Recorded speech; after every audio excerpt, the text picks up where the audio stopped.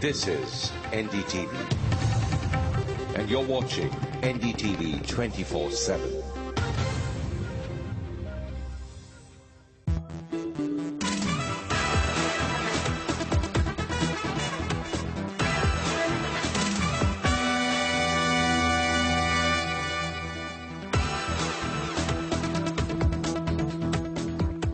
Good evening and welcome to Your Call. It's the only show on Indian TV where you, the viewer, get to ask your questions to India's biggest newsmakers. How do you do it? Well, it's simple. You can call us at this number on your screen. You can log on to our website on ndtv.com. You can access our accounts on Twitter or Facebook, or you can just walk across to our broadcast vans in all major cities. Joining me tonight on Your Call is someone who needs virtually no introduction. She's one of our most popular Hindi film actresses.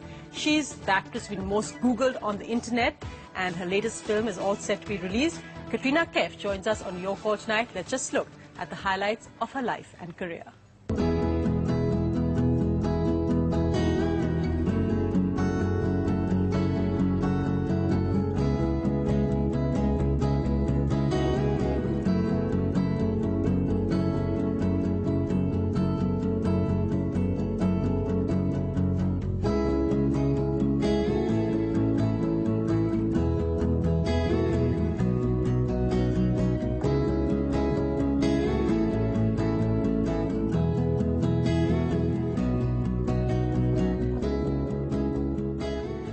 Katrina Kaif, thanks very much for joining us tonight. Thank you.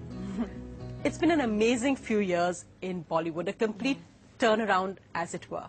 What were those years like, and what's the view like from the top? The way I kind of have seen my journey so far, as you could say, is I've really kind of seen it like just one little step at a time, and every little step that I took, it just kind of seemed to go well, and it just kind of seemed to turn out right. Like we have many people who have come into the film industry with one film, and then it was like instant superstardom, and you know, the next best thing has arrived.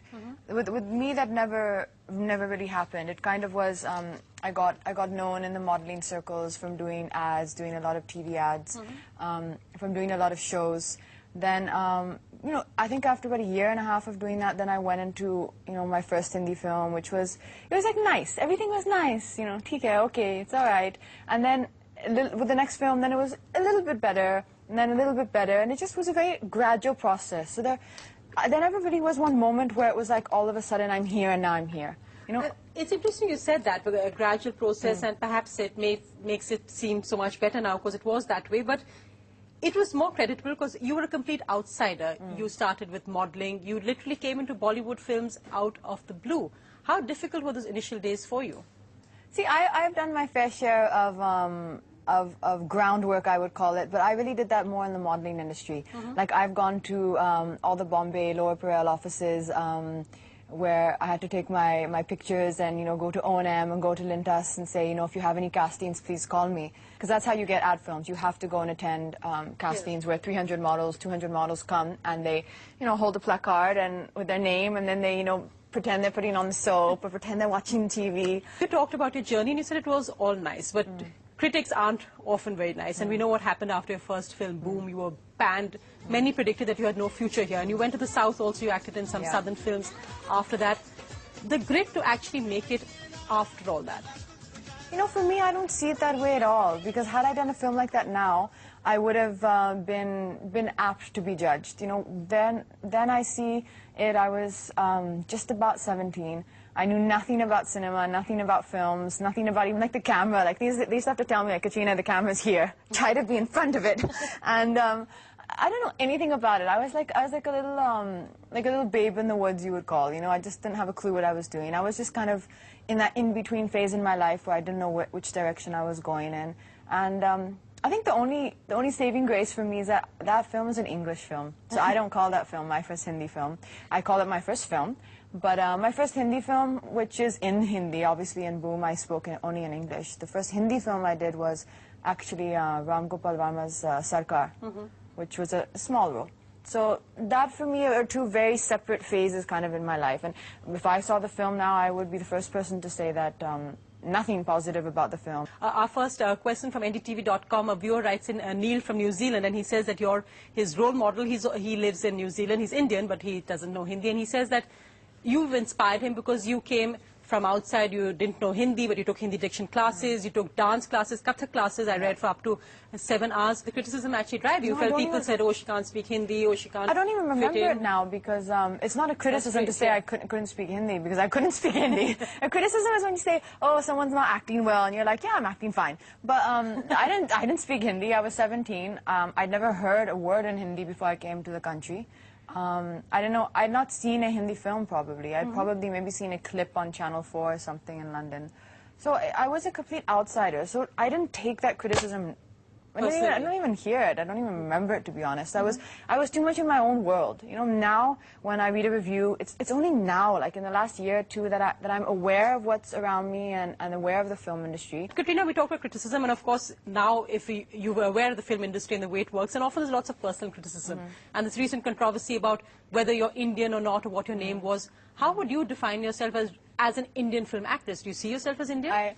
I think it's hysterical because when I was growing up in London, or when I was in London for a few years, I was always made very aware of the fact that I was Indian. And there's been moments where I've kind of faced racism, or that kind of feeling of being secluded and not really fitting in with the sector of the crowd who I was hanging out with, who were blonde and blue eyes. And then when you come here, you're like, where do I belong, on Mars? Honestly, though, even though I'm usually a very tactful person, I would only say there's one word for that. It's stupidity, and it's bitterness on the part of people who maybe are jealous? Whatever.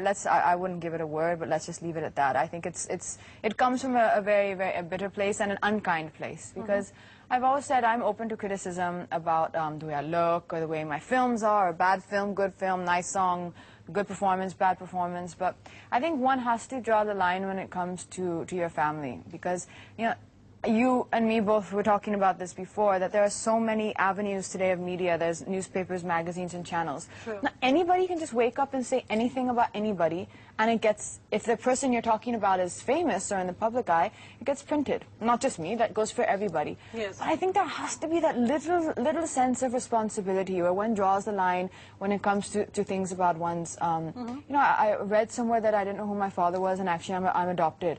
I mean, you know, imagine my mother lives not in Mars, she lives in Chennai.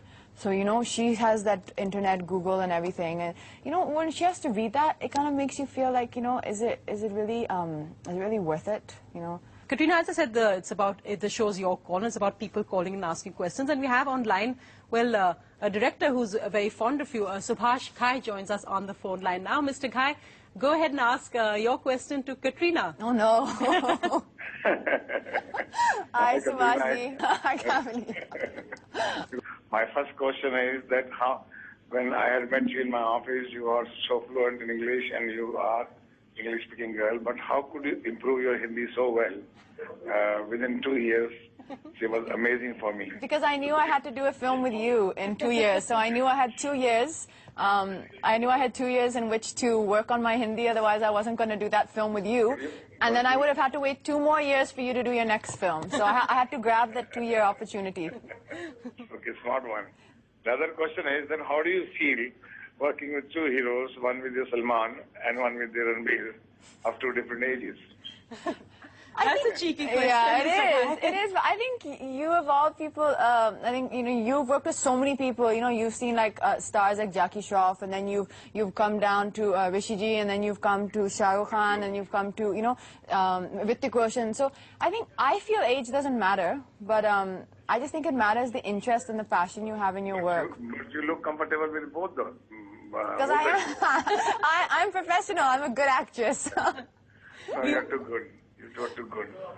You're not asking which hero she preferred more, Mr. Ghai. Sorry?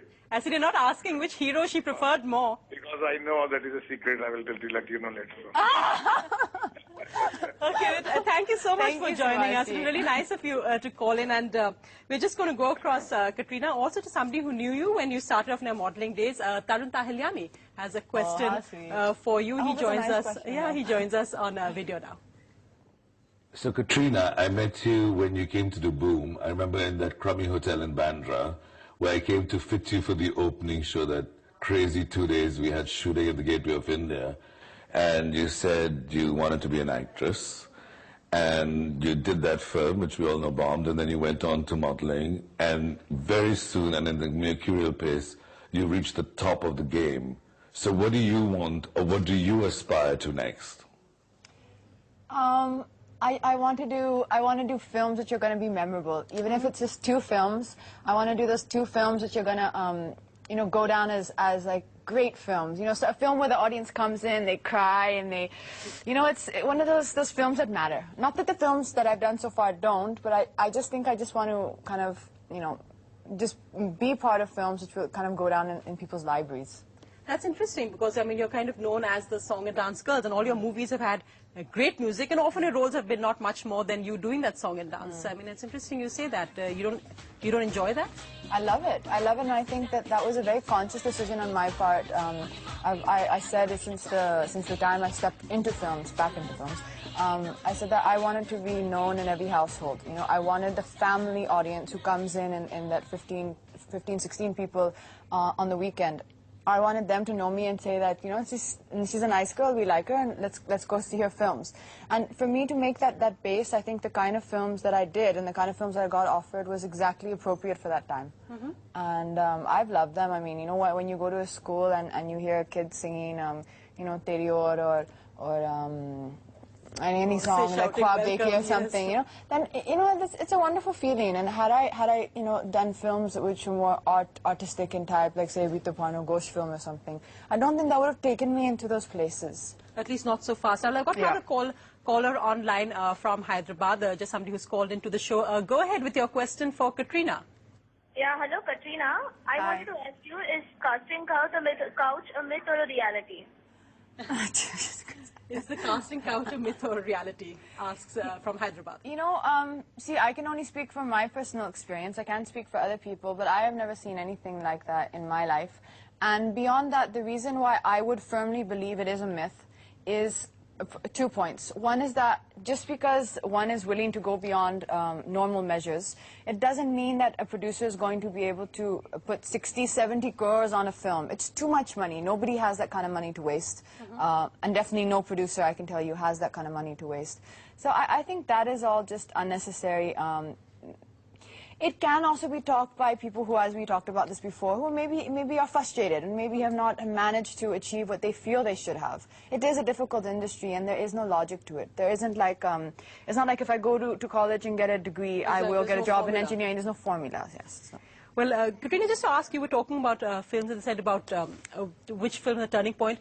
In New York and now in Rajniti, it seems to have made a conscious difference, or you made a conscious choice in those roles. In Rajniti, of course, the buzz is that you're modeled loosely on Sonia Gandhi. Tell us about those 2 movies and why you chose these roles.